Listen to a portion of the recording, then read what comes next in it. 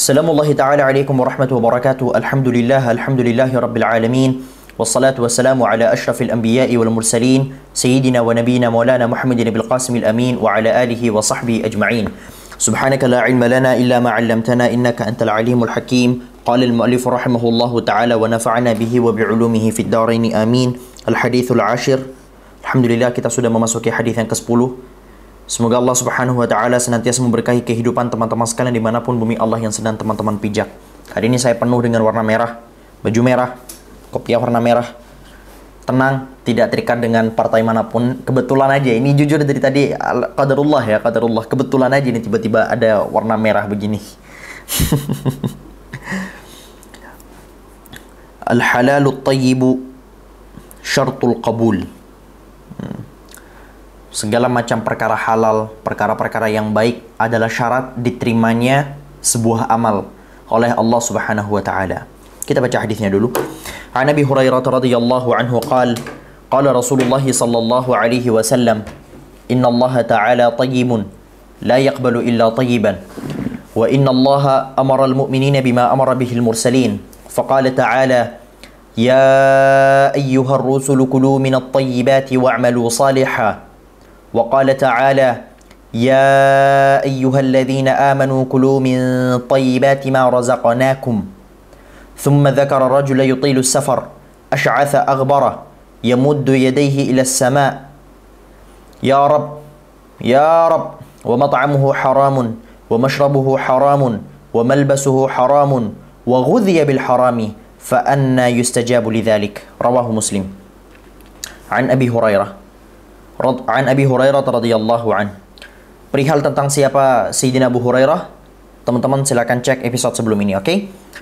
Beliau berkata, qala Rasulullah sallallahu alaihi wasallam, Rasulullah sallallahu alaihi wasallam bersabda, Inna Allah Ta'ala tayyibun.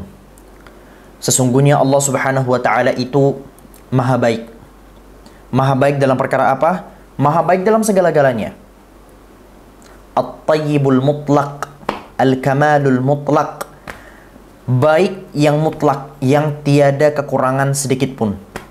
Baik dalam apa? Baik dalam namanya, baik dalam sifat-sifatnya, baik dalam hukum-hukumnya, baik dalam segala macam hal. Munazzahun, yang suci dari berbagai macam kekurangan-kekurangan. Jadi Allah Subhanahu wa Ta'ala itu maha baik dalam segala macam hal, sehingga ketika ada satu sifat buruk, maka itu pasti jauh-jauh dari Allah Subhanahu wa Ta'ala. La yaqbalu illa tayyiban. Dan Allah tidak mau menerima kecuali yang baik-baik.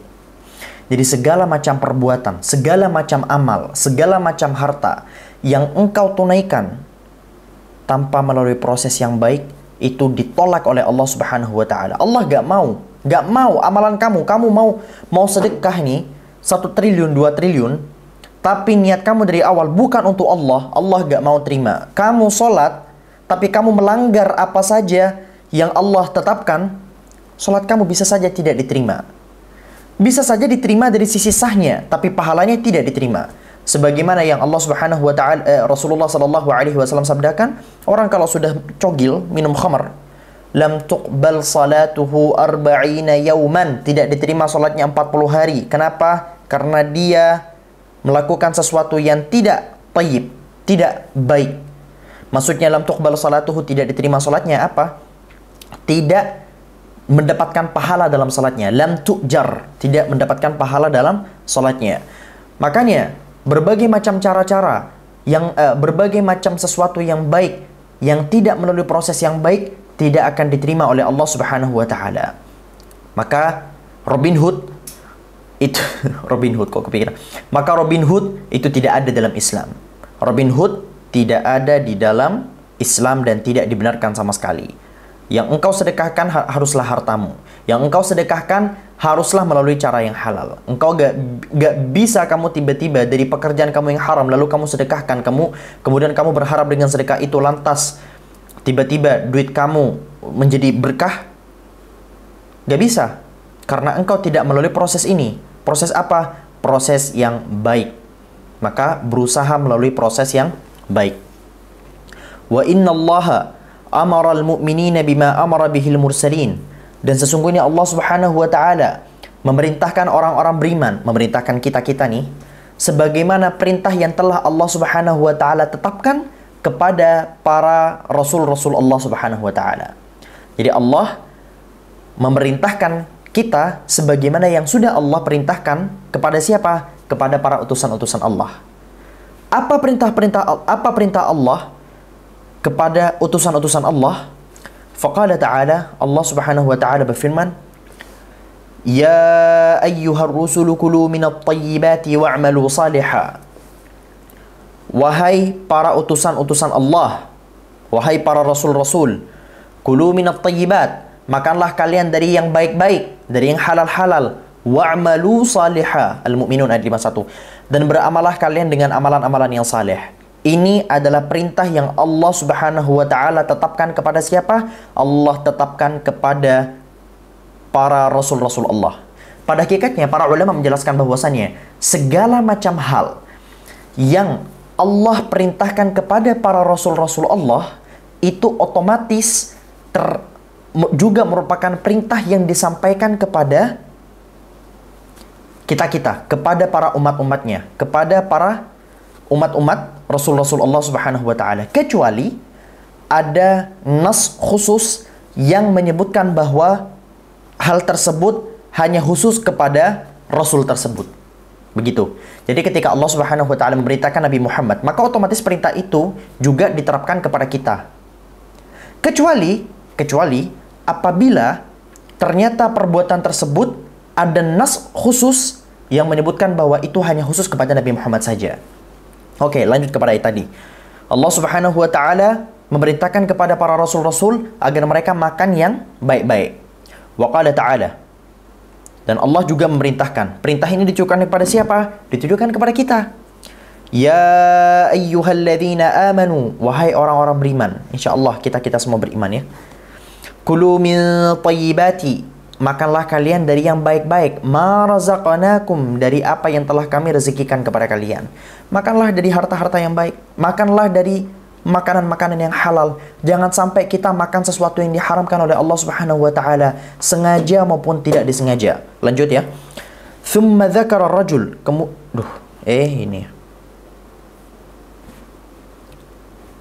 Thumma dzakara rajul, kemudian Rasulullah sallallahu alaihi wasallam bercerita tentang seorang pria yutilus safar, yang pria itu sedang dalam perjalanan yang panjang. Dan asal teman-teman tahu bahwa salah satu di antara cara agar doa kita diterima itu, doa yang mustajab, itu adalah doanya seorang musafir.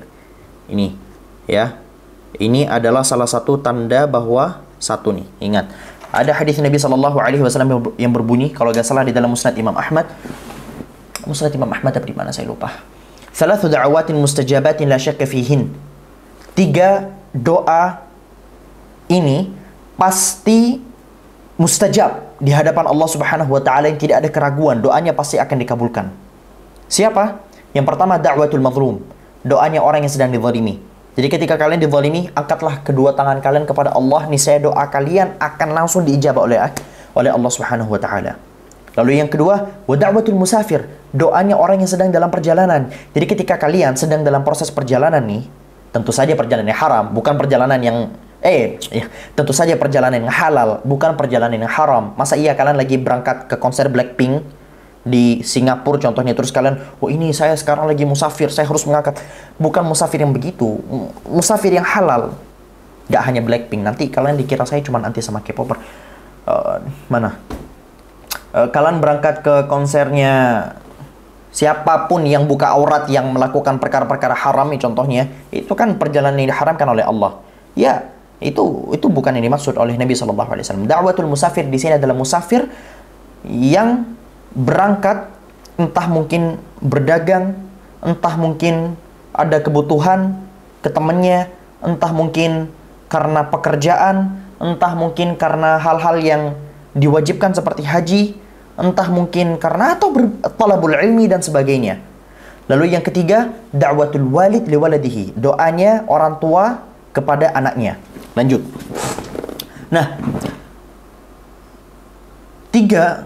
Salah satu di antara 3 doa yang diijabah oleh Allah Subhanahu wa taala adalah da'watul musafir. Maka di sini Rasulullah Shallallahu alaihi wasallam menyebutkan salah satu tanda doa orang yang diijabah adalah yutilu fis safar, yaitu orang yang sedang dalam perjalanan panjang. Oke, ini. Yang kedua, asy'atha aghbara, dia berdebu lagi lusuh. Dan ini juga merupakan salah satu yang kedua. Salah satu cara agar doa teman-teman lebih diijabah lagi oleh Allah Subhanahu wa taala. Salah satu caranya, tapi tidak bisa digunakan dalam setiap momen. Ada momennya di mana teman-teman ini dituntut ketika berdoa kepada Allah menggunakan wewangian, baju yang bersih, baju yang ini. Tapi ada beberapa momen juga di mana teman-teman justru lebih diijabah ketika menggunakan pakaian lusuh. Pakaian lusuh contohnya kenapa? Hatta tudhhira al-iftiqara lillahi azza wajal. Hatta tudhhira adzillah lillahi azza wajal. Sampai kamu menunjukkan bahwa kamu itu betul-betul hamba yang miskin, hamba yang gak punya apa-apa. Jadi lusuh dan berdebu ini merupakan salah satu cara, tapi tidak bisa digunakan dalam setiap momen, agar doa kamu lebih diijabah. Salah satunya yang dijelaskan oleh guru-guru kami adalah ketika teman-teman ingin sholat istisqa, doa mengharap hujan, adalah menggunakan pakaian yang lusuh. Tidak menggunakan pakaian yang mahal.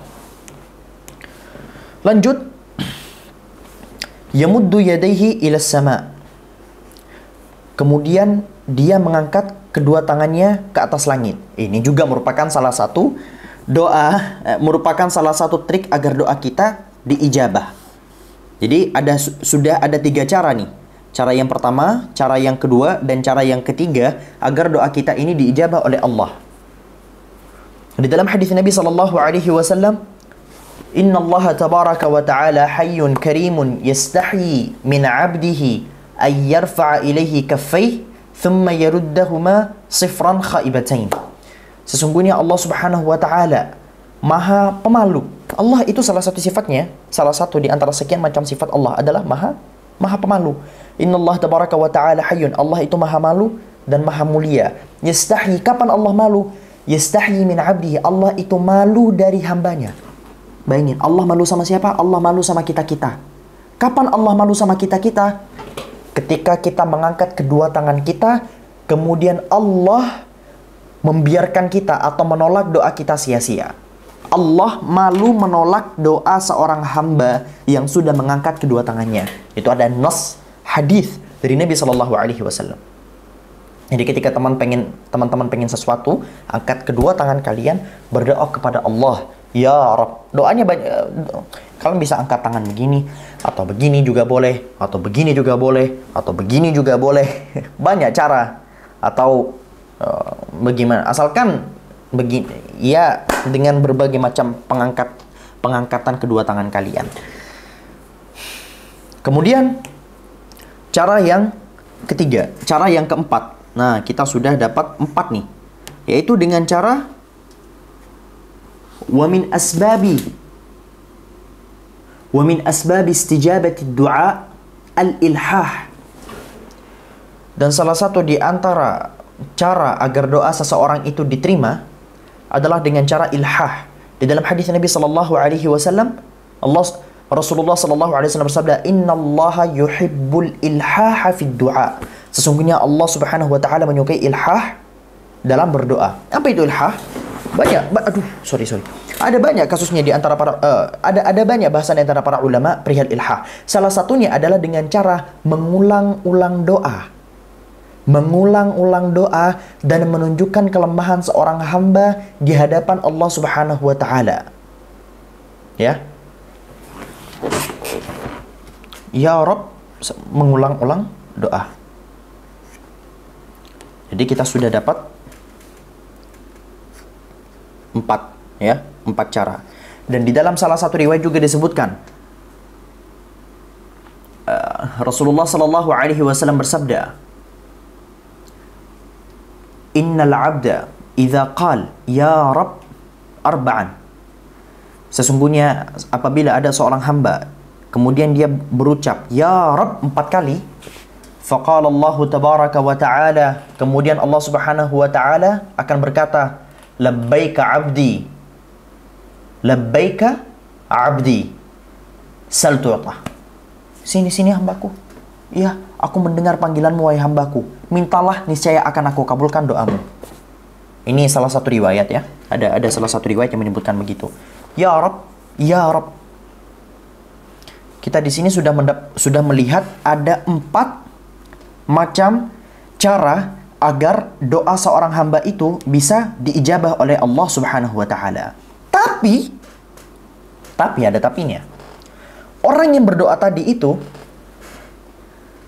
mat'amuhu haram. Makanan yang selalu dia makan itu haram. Entah memang makanannya yang haram atau proses mendapatkan makanannya yang haram. Makanan yang haram jelas babi, ya, bangkai dan sebagainya itu haram. Atau proses mengambil makanannya yang haram. Kamu makan ayam geprek halal, tapi kamu mendapatkan ayam geprek itu dengan cara nyuri. Wa mashrabuhu haram. Minuman yang senantiasa dia minum juga haram. Sama kasusnya seperti tadi. Wa malbasuhu haram. Pakaiannya juga haram. Imam Ahmad ibn Hanbal. Iya, saya yakin insyaAllah itu perkataan Imam Ahmad. Imam Ahmad ibn Hanbal berkata, andai kata ada seorang hamba yang sholat, kemudian dia menggunakan pakaian seharga 10 dirham, ternyata 1 dirhamnya itu merupakan harta haram, maka sholatnya tidak diterima. Sholatnya tidak diterima. Allahu Akbar. Entah tidak diterima di sini, yang dimaksud oleh Imam Ahmad itu tidak diterima pahalanya atau tidak sahnya. Wallahu alam, saya nggak paham dengan mazhab Imam Ahmad.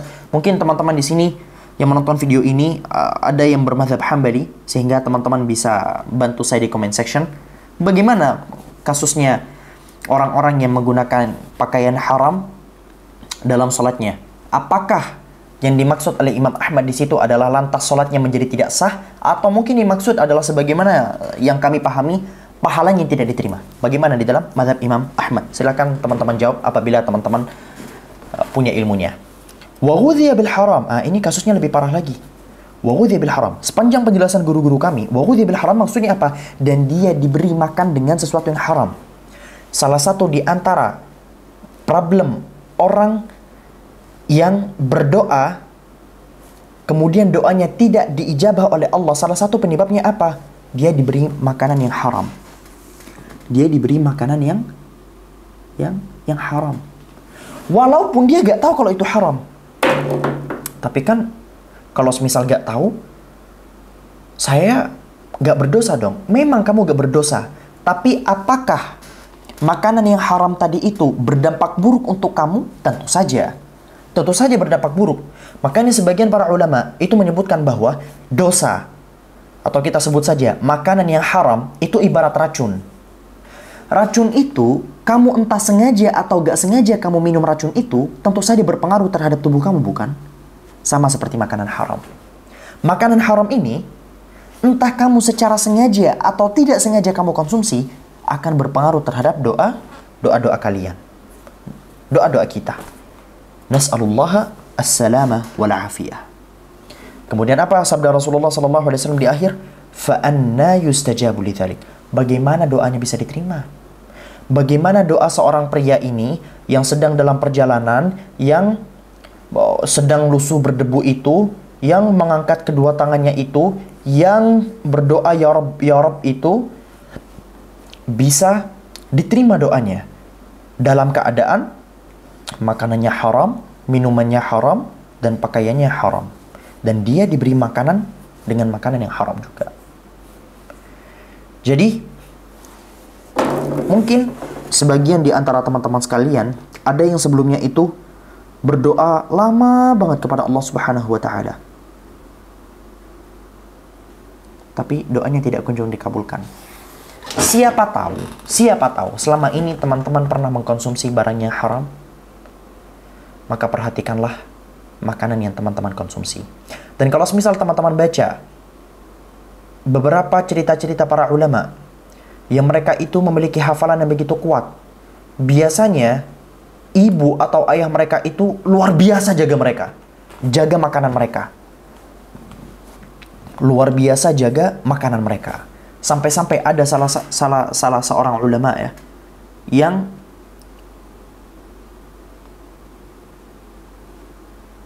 pintar banget, waling banget, dan daya ingatnya itu begitu luar biasa.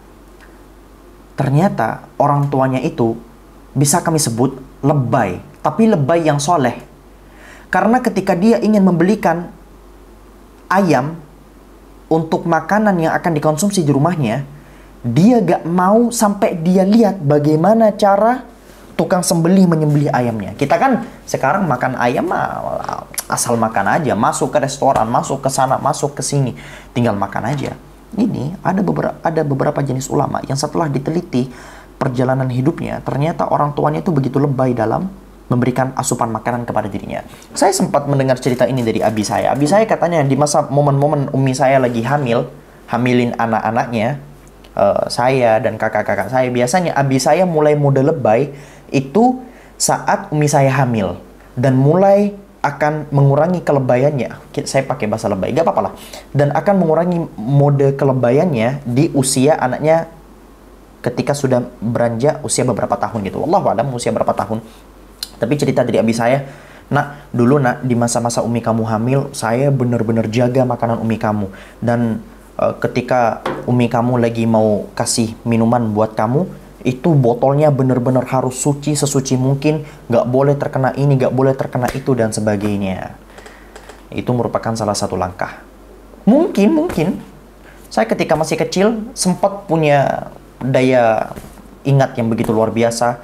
Mungkin saya sempat soleh ketika di usia-usia seperti itu, hingga akhirnya saya kemudian mendewasa seperti ini, kemudian download TikTok, boom, buyar semua hafalan. Hadza wallahu subhanahu rawahu Muslim. Hadis tadi itu diriwayatkan oleh Imam Muslim. Hadza wallahu subhanahu wa ta'ala a'lam bis-shawab. Subhanakallahumma bihamdika asyhadu an la ilaha illa anta astaghfiruka wa atubu ilaik. Wassalamu alaikum warahmatullahi wabarakatuh.